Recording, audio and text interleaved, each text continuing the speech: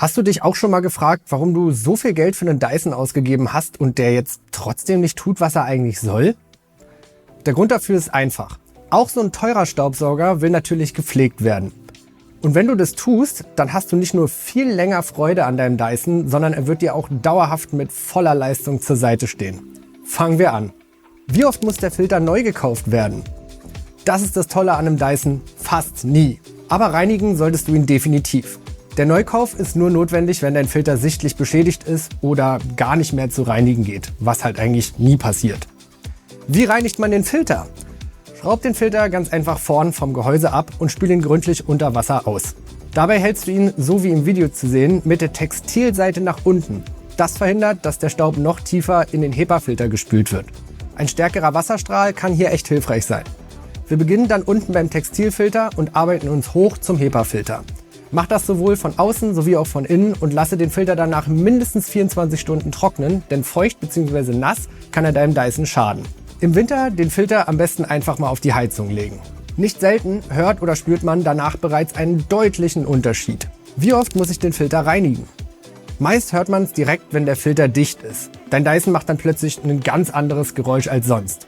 Pi mal Daumen empfiehlt Dyson, den Filter einmal im Monat zu reinigen.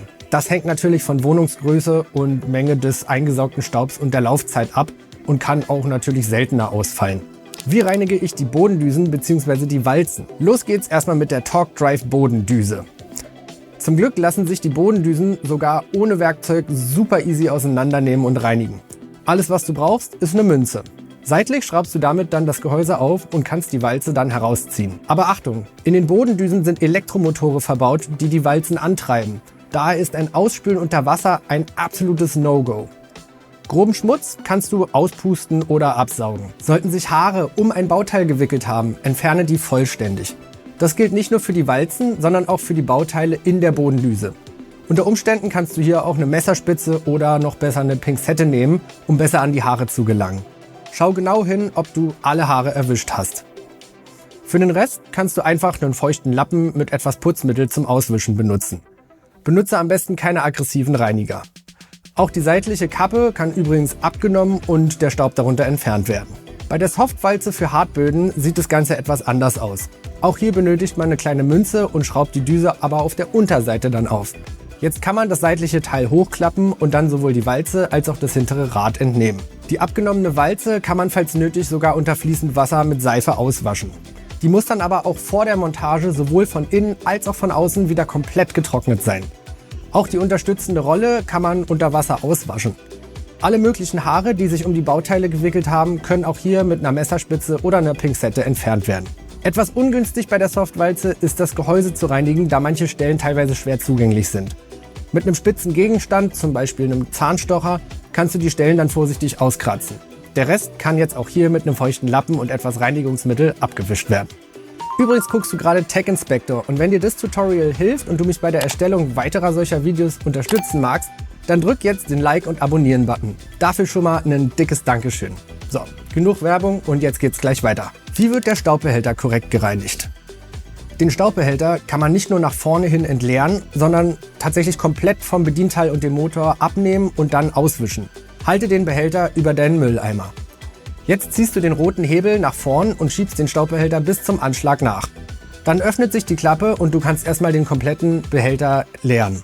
An der Unterseite des Staubbehälters ist jetzt ein weiterer roter Hebel zum Vorschein gekommen. Halte den Hebel gedrückt und zieh währenddessen den Behälter komplett vom Bedienteil ab. Jetzt kannst du etwaig festhängende Haare am Bedienteil entfernen. Oft wickeln sich diese um dieses silberne Sieb rum. Sollte das Sieb verstopfte Poren haben, kannst du sie mit der Polsterbürste reinigen. Dann schauen wir uns den Durchgang an. Mit einer Taschenlampe können wir überprüfen, ob hier irgendeine Verstopfung vorliegt und die dann entfernen. Den Staub kannst du mit einem Pinsel entfernen und danach mit einem leicht feuchten Lappen alles abwischen. Dabei solltest du vor allen Dingen die Gummiabdichtung nicht vergessen. Um die Dichtung nicht zu beschädigen, solltest du auf aggressive Reiniger verzichten. Unter fließendem Wasser darf dieses Teil auch auf gar keinen Fall abgespült werden. Jetzt geht's zum Staubbehälter. Den Behälter kannst du mit einem feuchten Lappen und einem nicht aggressiven Reiniger wie zum Beispiel Spüli abwischen. Von fließend Wasser oder gar der Spülmaschine würde ich dir aber tunlichst abraten. Vergiss auch hier die Gummidichtung nicht. Aber Vorsicht, zusammenbauen und wieder einsetzen darfst du das Ganze erst, wenn alles wieder komplett trocken ist. In manchen Ecken bleibt halt ein bisschen länger manchmal das Wasser hängen als gedacht. Am Ende schiebst du den Behälter einfach gerade über die Schiene wieder bis zum Anschlag ran. Übrigens werden diese transparenten Bauteile mit der Zeit einfach irgendwann trüb und das ist ab einem bestimmten Grad auch leider nicht mehr komplett zu beheben.